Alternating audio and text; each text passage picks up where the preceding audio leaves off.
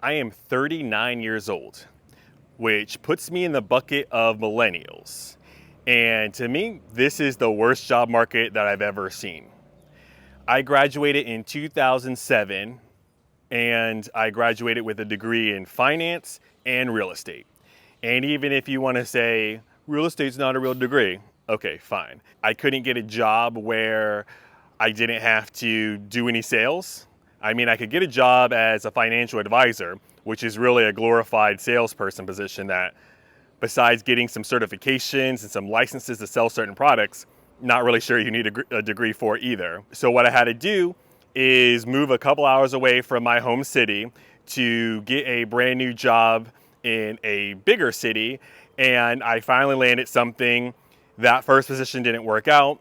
So the next position I moved to was in IT, and then that led me on the trajectory of working in IT for over 10 years in roles such as a business analyst and a project manager. So in 2008, 2009, around the great financial crisis, I wasn't able to get a job in my degree, but I was able to get a job, even if it did require moving a couple hours away. And in 2020, I solidly held on to my job, didn't get promoted or anything like that, but got the standard merit increase year over year and didn't have really any struggles with my job.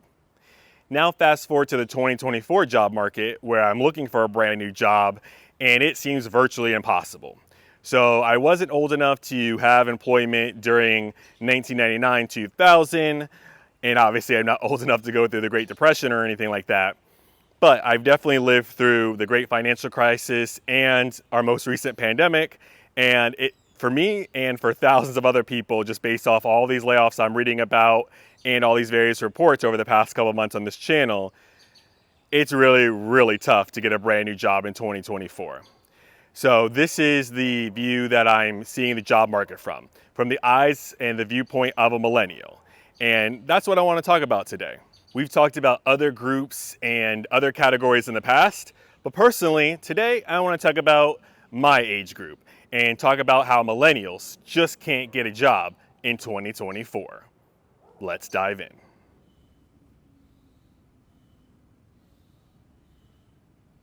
Our first article is from citypersonnel.net.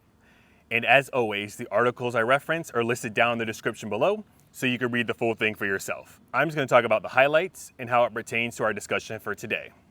The headline is, Are Millennials Changing the Workplace? As a millennial, I'd like to think that we are and we have, but I don't know if it's changing it for the better or for the worse. Let's see what this article has to say. It says the day of working 9 to 5 may become obsolete. Millennials are now taking over the majority of the workforce and Gen Z closely behind.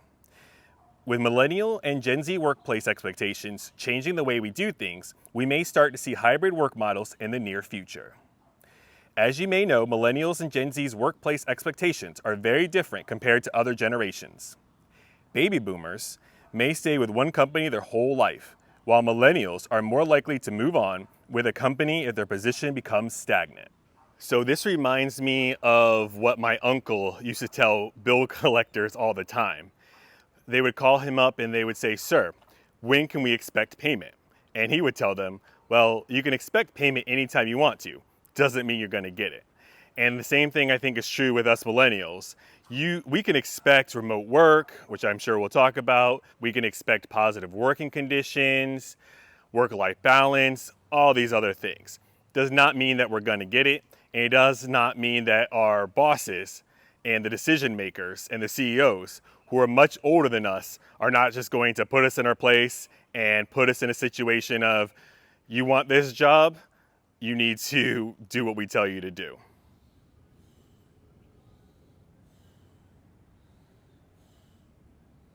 But then also it comes to the fact that this is talking about baby boomers had the ability to work at one company for 20 to 30 years. And I don't think that narrative is completely fair when you're looking at newer generations. It's not just a matter of people want to job hop all the time. They want to get paid a fair salary and they don't want to just sit around. I can speak for myself. I never wanted to sit around while the entire company was crumbling around me, especially in the tech sector where you would see they would go through layoffs and they would make these different changes and decisions that you don't agree with, and you never knew if you're going to be next. Very similar to how people in 2024's job market must be feeling. So to go onto an opportunity where it looks like the company is doing a little bit better, going in the right direction, I mean, that's something you just have to do, knowing that a company these days could just lay you off anytime. We don't have the luxury of picking a good organization and seeing our career through for 20 or 30 years. That's not happening. Even at my first corporate job back in 2010, they would just do mass layoffs of people who were about to get close to a pension, get close to retirement. I mean, company loyalty is long, long gone. So it's not just a matter of millennials want a job hop just for funsies. It's really a necessity. Who are millennials? In 1987, authors William Strauss and Neil Howe coined the term millennials. The term was to identify the new millennium because those born in 1982 would be the high school graduating class of 2000. We have heard the term being used many times in the last couple of years, but most don't know the difference between a millennial and Gen Z. To classify as a millennial, you'd have to be born between 1980 and 1996. Gen Z, on the other hand, is anyone born between 1996 and 2012.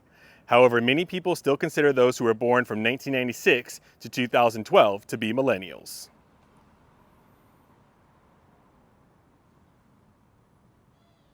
Today, millennials represent 35% of the global workforce, and Gen Z represents about 13%.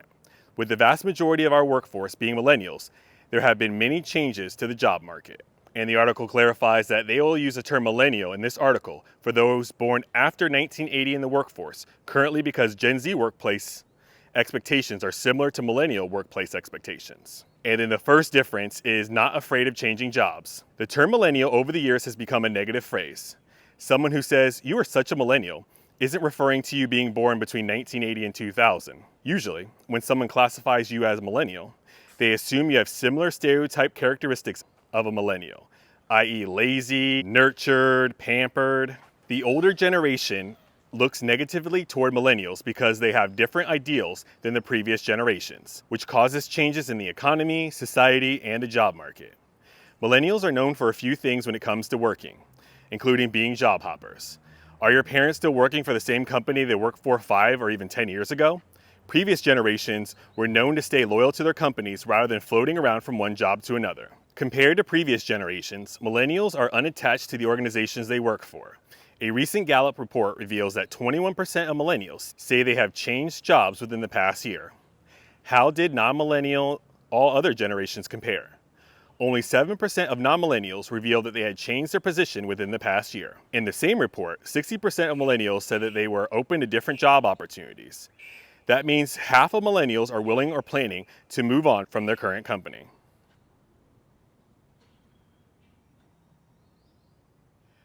Work they are passionate about. According to a recent poll by Gallup, most workers, many of whom are millennials, want their work to have meaning and purpose. They want to learn and develop. They want their job to fit their life.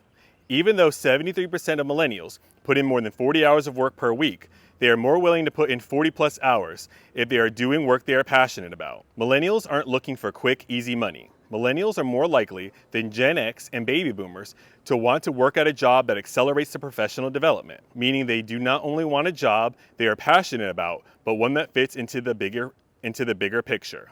History of remote work.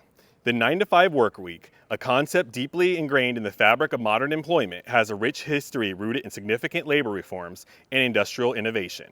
Before the Fair Labor Standards Act, FLSA, of 1938, American workers often endured grueling schedules, clocking in 10 to 12 hours a day, engaged in physically demanding manual labor. The introduction of the FLSA was a pivotal moment, as it established a 40-hour work week, aiming to protect workers from exploitation and improve their quality of life. Henry Ford, a pioneer in the automotive industry, played a crucial role in popularizing the 8-hour workday. In the early 20th century, Ford reduced the workday in his factories from the industry norm of 10 hours to 8 hours without reducing pay. This move was not purely altruistic. It was a strategic decision to boost productivity and reduce employee turnover. Ford's model proved successful and caught on rapidly. becoming a template for other industries seeking similar gains in efficiency and worker satisfaction. As the 8-hour day gained traction, the 9-to-5 schedule emerged as a standard across a wide array of sectors, transcending its origins in manufacturing. This shift was facilitated by the growing emphasis of regulated work hours and the burgeoning influence of labor unions, which advocated for fair labor practices. Fast forward to the present. The 9-to-5 schedule is undergoing a transformation, influenced by the evolving job market and the rise of millennials as a dominant workforce demographic. This generation, known for valuing work-life balance and flexibility, is driving significant changes in how work is structured. The traditional office-centric model is giving way to more adaptable arrangements, thanks in part to advancements in technology that facilitate remote work and virtual collaboration. Back in 2013, Yahoo was on top of their industry, sitting number 2 for the most popular search engine. They were looking to grow past Google, who wasn't too far ahead. With a new CEO, they were ready to be leaders in their industry and take over the number 1 spot for the most popular search engine in America. However, the new leadership led to new policies, and some stirred up drama in the office. Yahoo initially allowed its employees the flexibility to work from home since the company began in 1994. However, with the new CEO, Yahoo decided to allow remote work no longer. When this was decided, the staff was agitated. Even Richard Branson claimed to be perplexed by the decision. 1 year after the decision was made, Yahoo made an appearance at number 16 in Glassdoor's top 25 companies for work-life balance, but dropped 23% in searches. Some say the downfall of Yahoo was because of a lack of motivation from employees when required to go back to the office. Others say Yahoo's decline was it's a slow platform. Realistically, its lack of vision for the future was its downfall. Nowadays, many millennials would leave the company if it switched from remote work to full in office. According to SHRM, millennials may not even consider a job opportunity if it doesn't offer a remote work opportunity.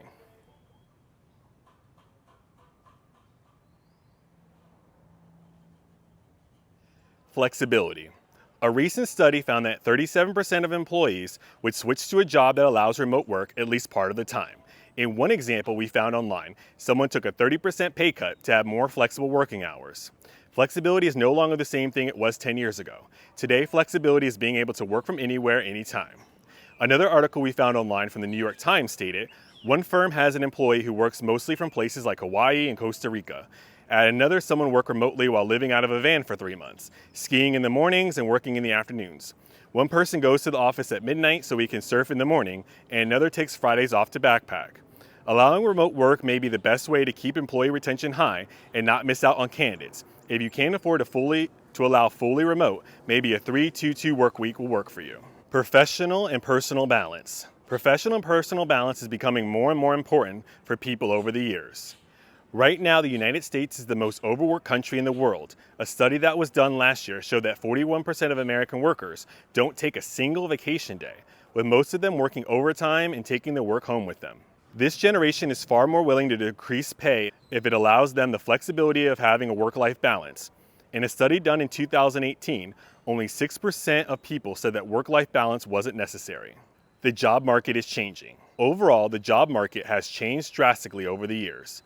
This could be due to millennials entering the job market, or just the needs of workers are different today. However, in either case, adapting to a new job market is essential for keeping qualified employees at your company and speeding up the hiring process. Gen Z workplace expectations are constantly changing. Be ahead of your competitors and be the first to adapt to Gen Z's workplace expectations. So us millennials have a lot of preferences, even to the point of them being requirements for jobs these days. And since I'm in this group, I can relate, and I don't see a problem with having these preferences for your job. I mean, we spend so much of our lives at work. We spend over 40 hours, if not over 50 or 60 hours. I mean, that's time every week that you can't spend with your family, your friends, your loved ones.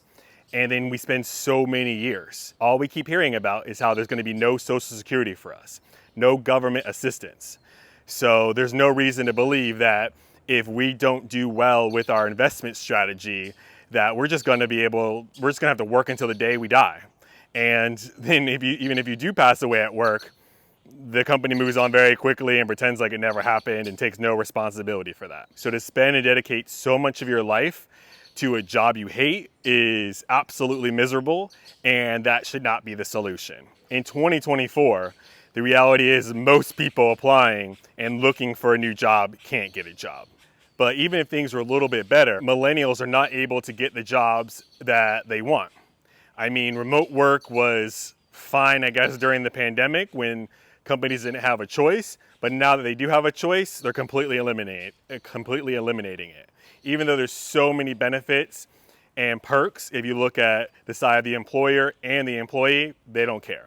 It's a power move and they want you in the office, whether you're getting more work done and being more efficient or not, they don't care. Employers also don't want you to have any sort of work-life balance. They want you to spend your Friday afternoon after spending all week with your colleagues at happy hours and different events so that there's more opportunity for you to get in trouble, get written up, and probably eventually fired. And they just want you to be basically on call all the time, check your emails on the weekends, at nights. They don't want any of that. And to people of other generations, they might just say, shut up, take the money. We didn't love everything we did.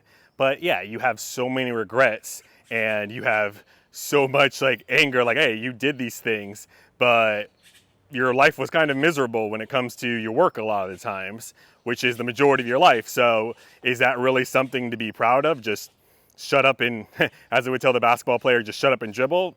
I don't think that's a good way to approach your life either. So if there's a situation where a millennial has a good amount of savings, if they have even maybe the opportunity to just do some gig work or some side work to bring in a little bit of money to make the savings last a little bit longer, they're going to do that because we have a full set of demands and we have a full set of preferences for the thing we dedicate our entire life to.